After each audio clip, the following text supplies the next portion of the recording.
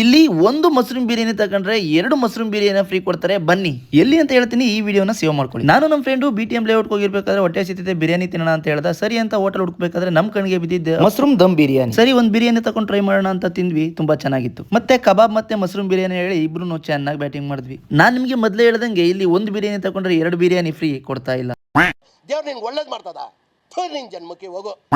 ಆದ್ರೆ taste wise ಹೇಳ್ಬೇಕು ಅಂತ ಹೇಳಿದ್ರೆ ಟಾಪ್ ಕ್ಲಾಸ್. ಇಷ್ಟು ಬೇಗ ಖಾಲಿ ಆಗೋಯ್ತಾ ಅನ್ನೋ ಫೀಲ್ ಆಗೋದಂತೂ ನಿಜ.